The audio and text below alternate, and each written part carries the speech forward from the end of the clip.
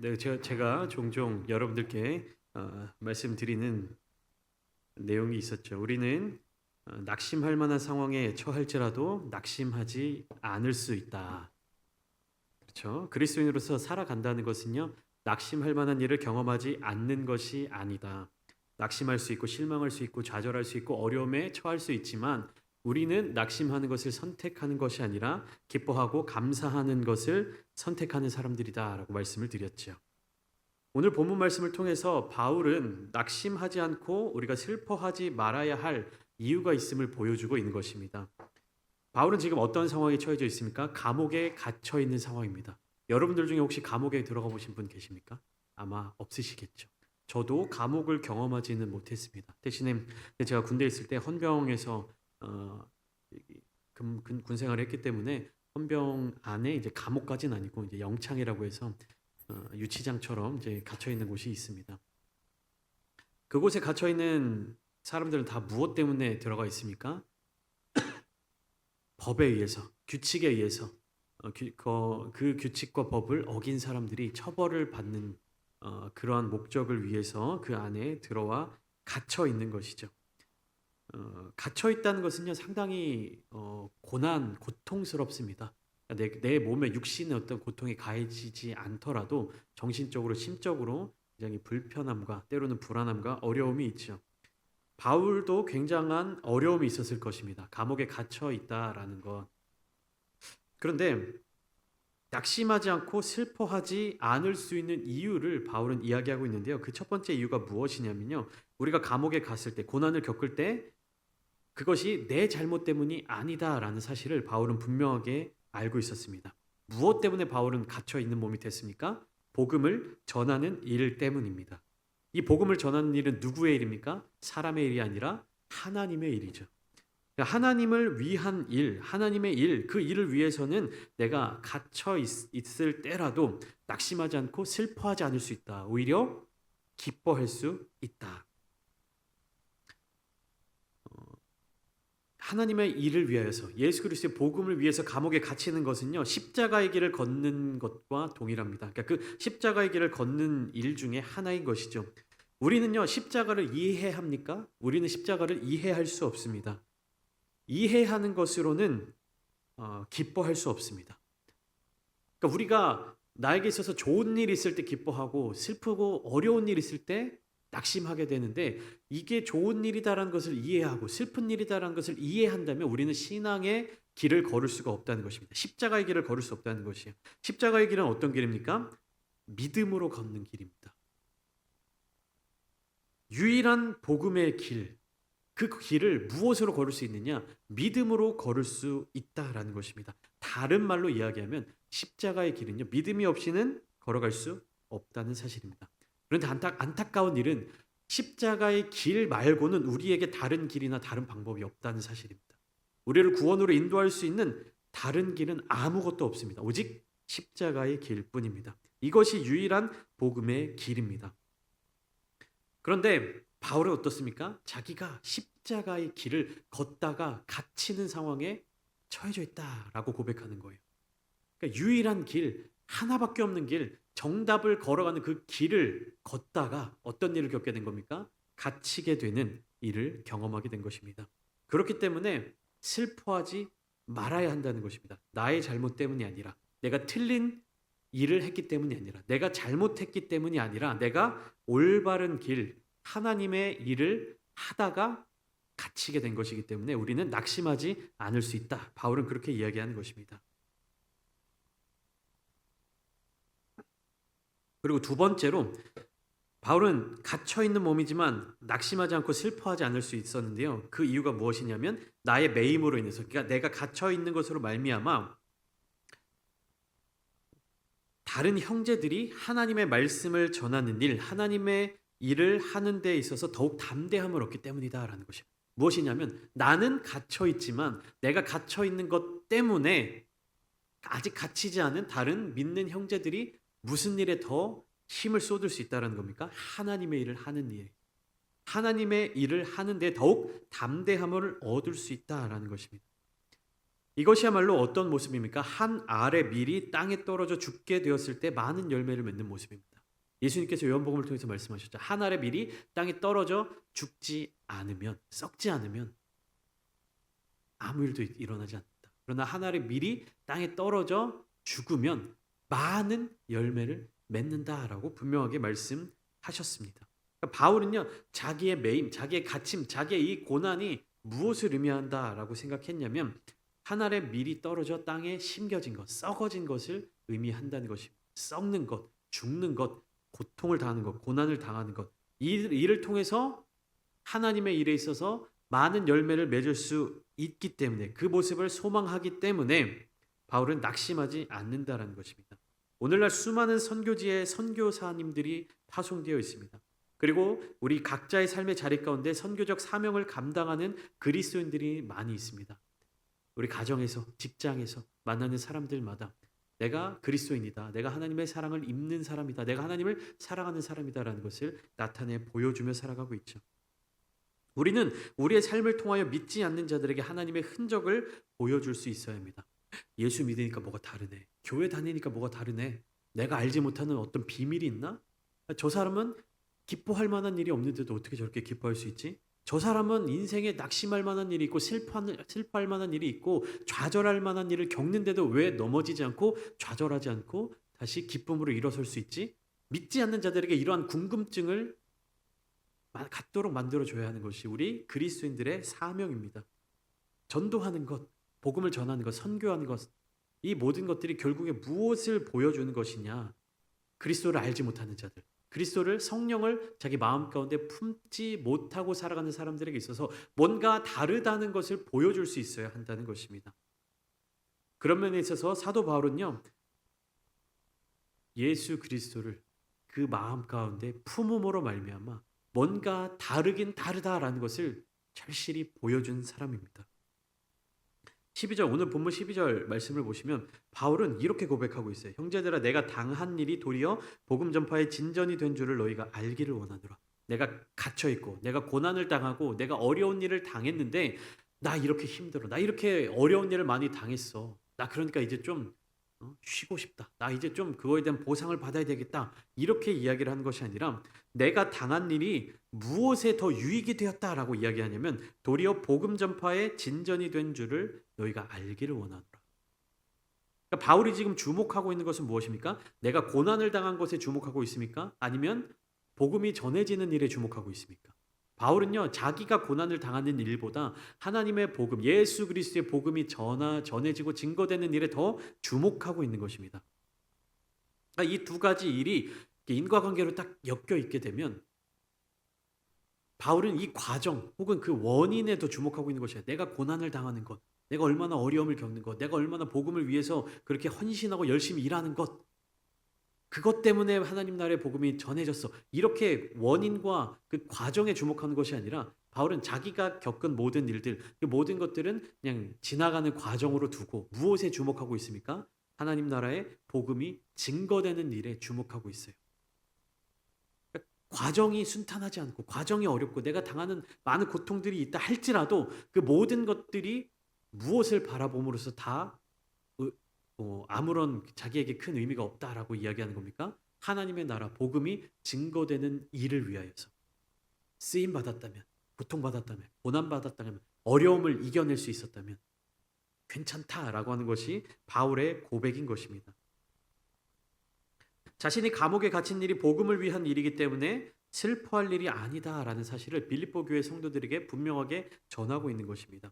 빌립보 교회 성도들은 바울을 사랑하는 사람들이었어요. 그렇기 때문에 바울이 어려움을 겪고 바울이 고통을 당하는 일에 대해서 굉장히 마음 아파했을 겁니다.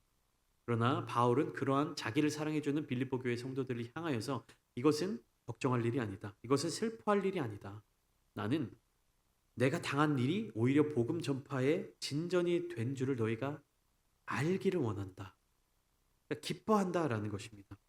바울에게 있어서 가장 중요한 것은 복음 전파였습니다. 자기의 안위, 자기의 편안함, 자기의 성공보다도 더 큰 일을 바라볼 수 있는 사람이었습니다.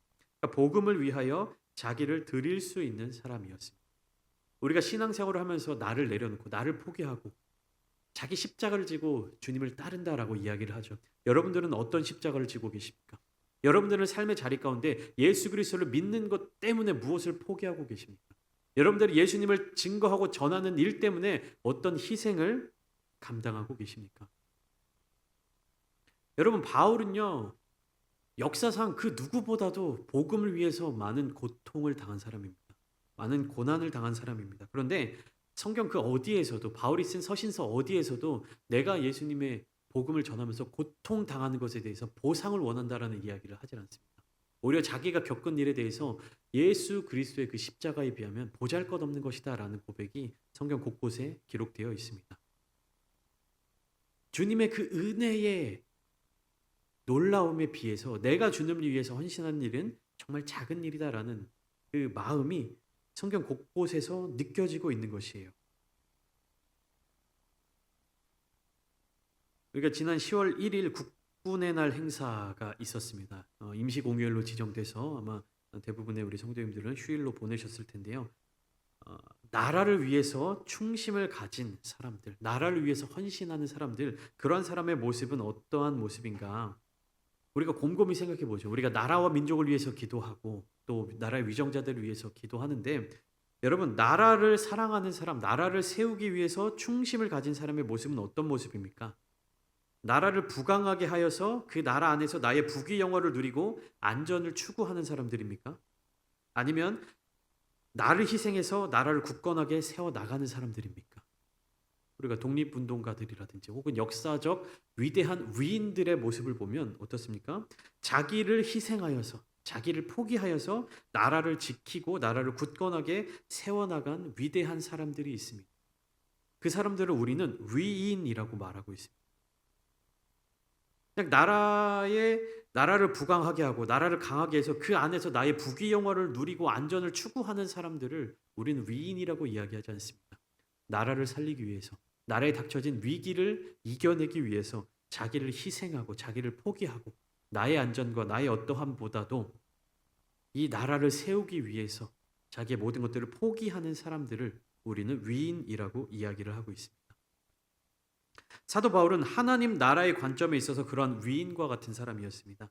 자기에게 일어나는 일보다도 자기의 성공보다도 하나님의 나라의 성취를 온전하게 바라보는 사람이었습니다. 바울은 이 하나님 나라를 세우기 위해서, 하나님 나라의 복음 증거를 위해서, 하나님 나라의 뜻, 하나님 나라의 일을 이루기 위하여서 자기를 다 드린 사람이었습니다. 그렇기 때문에 바울은 진정을 다해서, 진심을 다해서 빌립보 교회 성도들과 함께 나의 갇힌 것을 통하여서 함께 기뻐하자라고 이야기를 하고 있는 것입니다.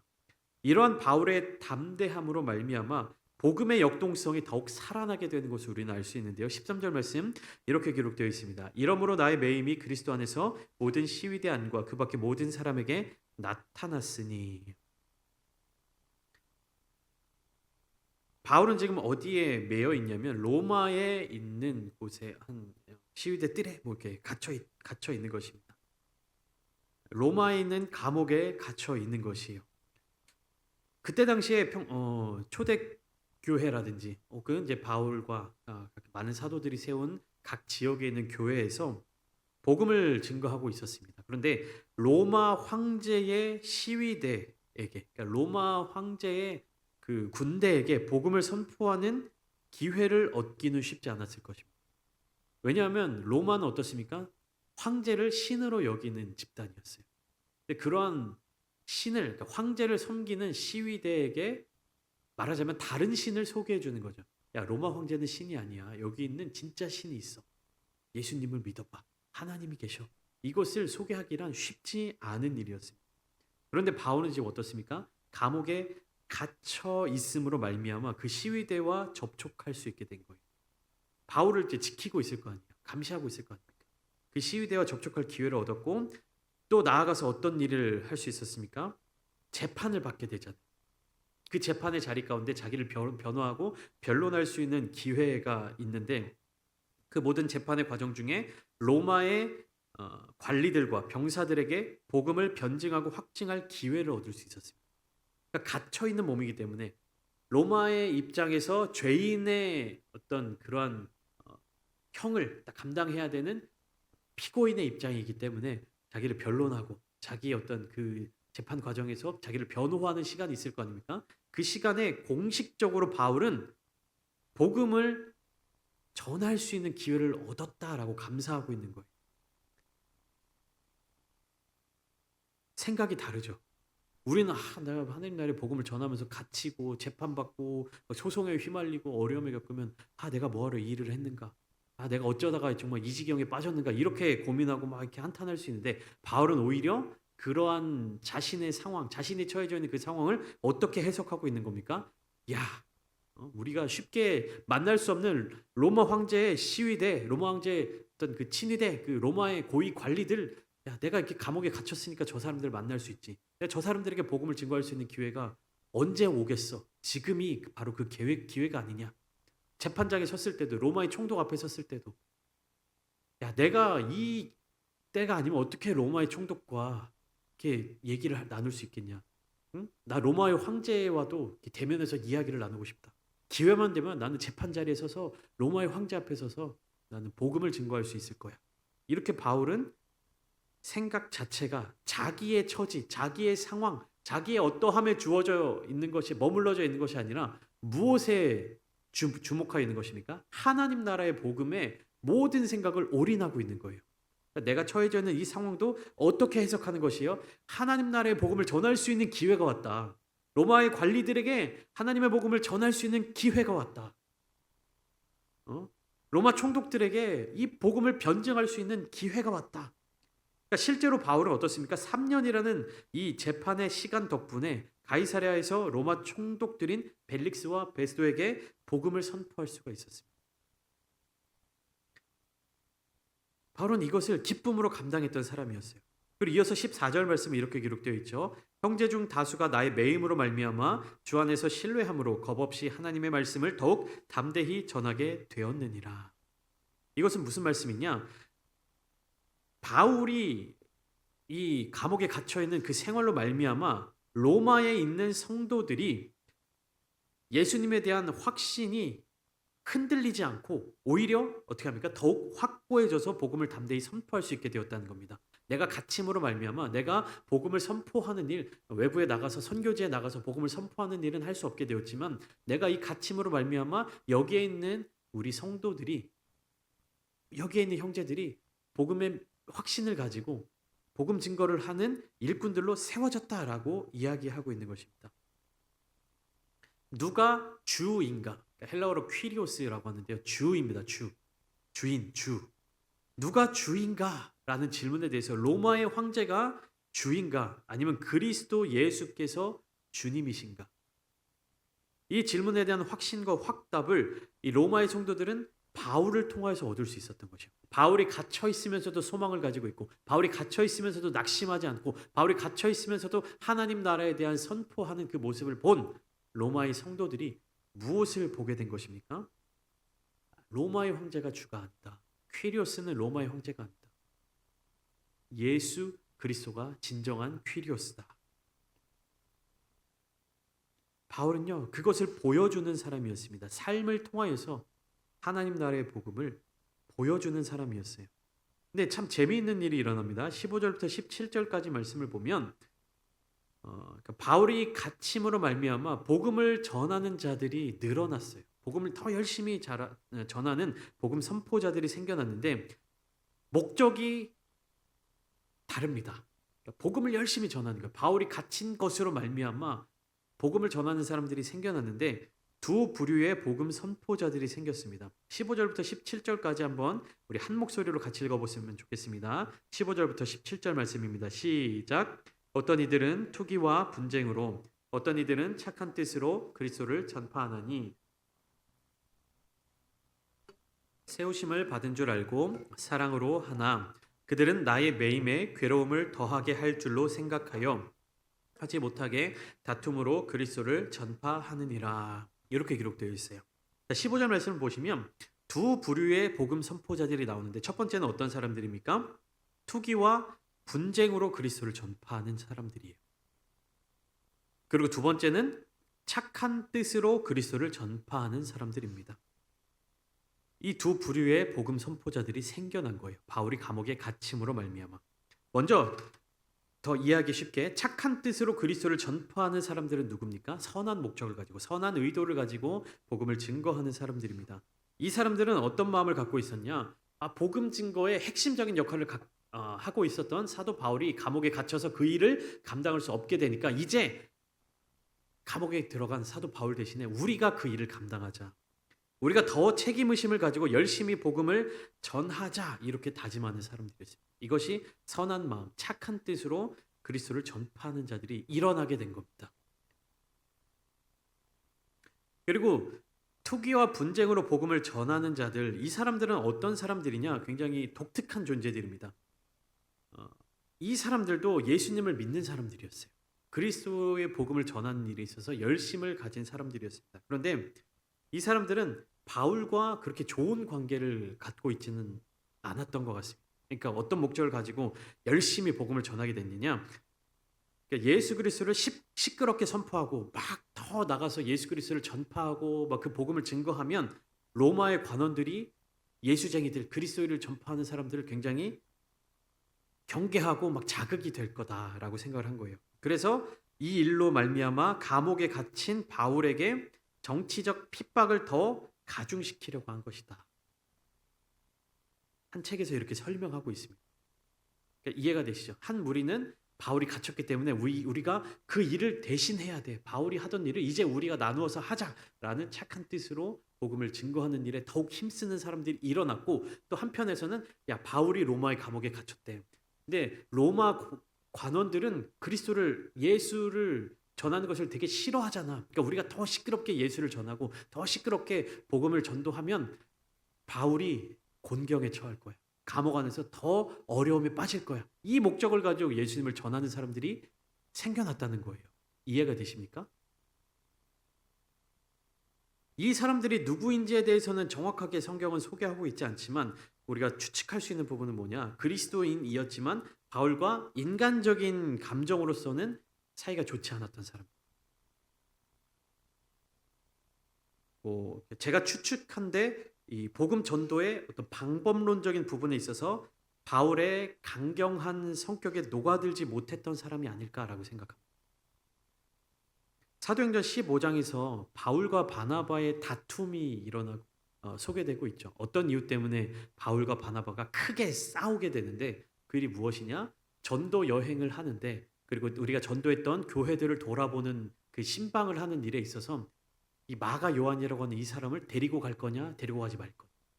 바나바는 굉장히 선하고 마음이 넓은 사람이었던 것 같아요. 그래서 이 마가 요한이 어떤 사람이었냐면 과거에 바울과 바나바가 전도 여행을 할 때 자기는 힘들다고 중간에 빠져버린 사람입니다. 쉽게 얘기하면 중간에 포기하고 나 못하겠어요라고 힘든 일에 있어서 빠져버린 사람이에요. 바나바는 우리가 전도 여행을 하는 일에 있어서 다시 이 마가 요한을 데리고 와서 세우는 일에 하자, 그렇게 이야기했고, 바울은 우리가 과거에 함께 전도 여행할 때 이미 우리를 떠났던 사람이다. 이미 포기했던 사람이다. 의욕도 없고 뭐 의지도 없고 우리 전도 여행에 도움이 안 될 것이다라고 강경하게 이야기를 하는 것이. 바나바는 한 번 더 기회를 주자. 바울은 이미 이전에 복음 전파하는 일에 있어서 포기하고 떠난 사람이다. 아무런 도움이 되지 않는다. 이렇게 싸웠겠죠. 엄청 크게 싸웠대요. 그래서 서로 바나바와 바울이 각자의 갈 길을 따로 흩어져 갔다라고 하는. 그러니까 바나바는 마가 요한을 데리고 이쪽으로 가고 바울은 실라를 데리고 저쪽으로 가고. 아마도 이런 바울의 어떤 성격, 바울의 어떤 이런 강직함에 따라가지 못하던 그리스도인들이 아니었을까라고 추측을 하고 있는데요. 그러나 어찌됐건 빌립보서를 통해서 바울은 무엇을 이야기하고 있습니까? 그 과정보다도 예수 그리스도의 복음이 전파되는 그 결과를 기뻐하고 있는 것이에요. 그러니까 이 사람들은 어떤 목적을 가지고 전도를 열심히 하는 거예요? 내가 전도를 열심히 하면 할수록 바울이 더 괴로워지겠지라는 목적을 가지고 전도하는 사람들이 생겨난 거예요. 근데 바울은 이 사람들 또한 하나님 나라의 복음을 전하는 일에 힘쓰게 되어서 기쁘고 감사하다라고 이야기하고 있는 거예요. 내가 고난당하고 나를 괴롭게 하려는 목적을 가지고 열심히 전도하는 그 사람들을 보면서, 그래, 예수 그리스도의 복음이 전파되는 그 결과를 바라보면서 기뻐할 수 있는 사람, 바울이었던 것입니다. 여러분은 어떻습니까? 과정과 결과. 그 중에 무엇에 더 집중하고 계십니까? 물론 둘 다 중요하죠. 근데 우리는 이 과정 가운데서 내가 죽어버리는 것, 내가 사라져버리는 것, 내가 고통당하는 것, 내가 고난을 당하는 것, 내가 무엇인가 참아내야 하는 일에 대해서 그렇게 너그럽지 못한 것 같습니다.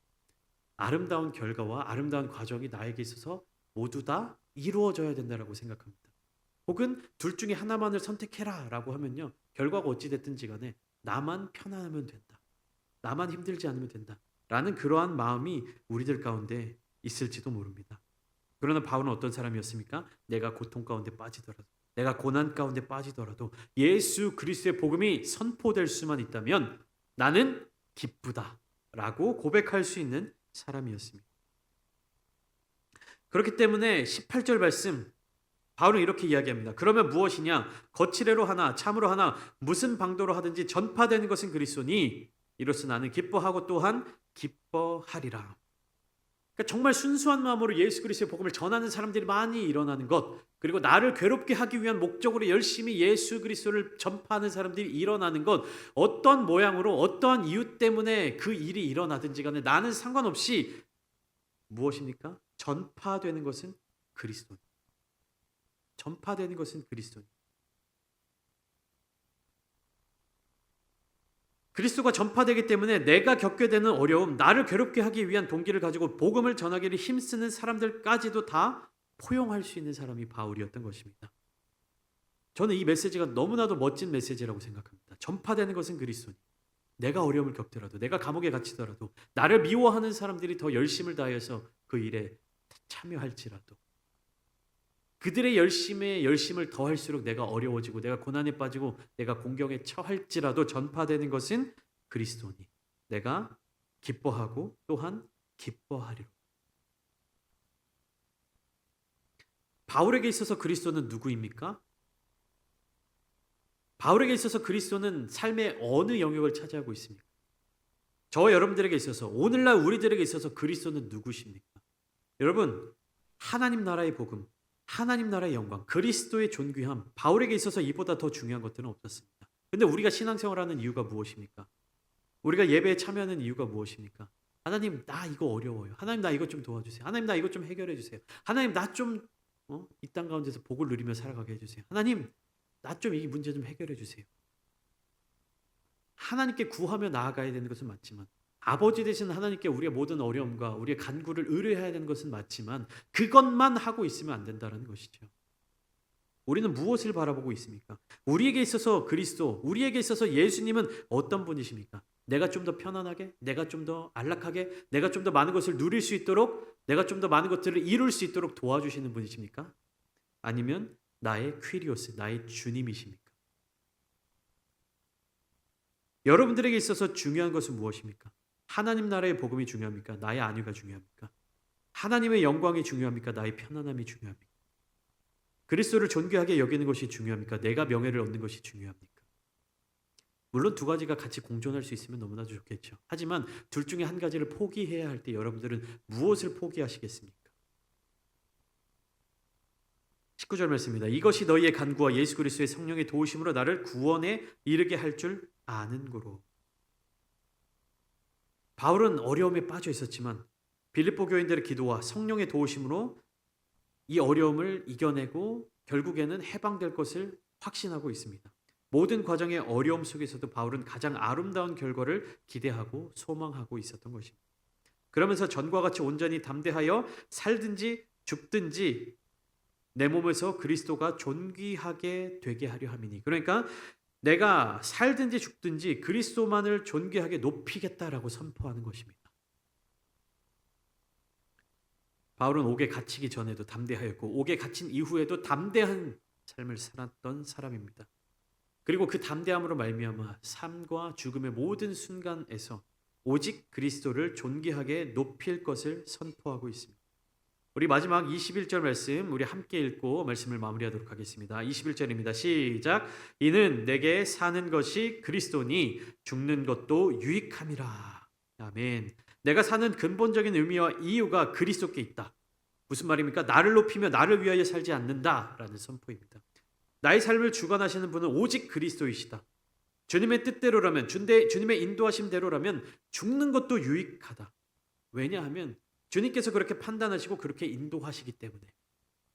내가 이 길로 가면 고통을 당하고, 내가 이 길로 가면 어려움에 빠지지만 주님께서 인도하시는 길이라면 그것이 정답이다. 바울이 그렇게 이야기하는 겁니다.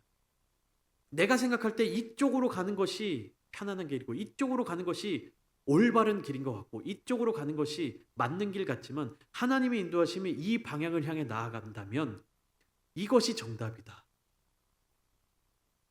아시아로 복음을 전하기로 방향을 잡았던 바울이 성령의 인도하심을 통해서 유럽으로 돌이켰던 것처럼 나의 생각과 나의 판단과 나의 어떠한 모든 것들을 다 내려놓고 하나님의 인도하심을 따라 살아가던 사람, 그 사람이 사도 바울이었던 것입니다. 구약의 선지자 요나를 기억할 수 있습니다. 하나님께서는 니느웨로 가서 복음을 증거하라 말씀하셨는데, 요나는 자기의 생각, 자기의 판단, 자기의 정의를 가지고 니느웨로 가지 않고 정반대 방향인 다시스로 도망을 갔습니다. 여러분은 어떻습니까? 하나님의 인도하심대로 하나님의 보내심을 입은 그 길을 향하여 나아가고 계십니까? 하나님께서 이끌어 주시는 그 방향을 바라보면서 나아가고 계십니까? 삶의 어려운 자리 가운데, 삶의 고통의 자리 가운데, 삶의 고난의 자리 가운데에서 여러분들은 어디를 바라보고 계십니까? 바울의 고백을 기억하시기를 원합니다. 전파되는 것은 그리스도니. 나의 상황이 어떠하든지 간에 전파되는 것은 그리스도니. 내가 그것으로 말미암아 기뻐하고 또 기뻐할 수 있다. 여러분들의 기쁨의 이유, 즐거움의 이유, 감사의 이유를 바꾸어 보십시오. 주님으로 인하여서, 그리스도가 전파됨으로 말미암아, 하나님 나라의 복음이 증거됨으로 말미암아 온전한 기쁨을 누리시기를 소망합니다. 이 시간 함께 기도하실 때, 하나님, 우리가 그러한 성도가 되기를 원합니다. 우리가 그러한 기쁨을 누리는 자들이 되기를 원합니다. 하나님을 전하는 일에 있어서, 하나님의 복음을 증거하는 일에 있어서 그것으로 말미암아 기뻐하는 자들이 되게 하여 주시옵소서. 그렇게 기도하며 간구하며 나아가실 때 하나님의 크신 은혜와 충만한 복이 여러분들의 삶의 자리 가운데 가득 넘치시기를 축원합니다.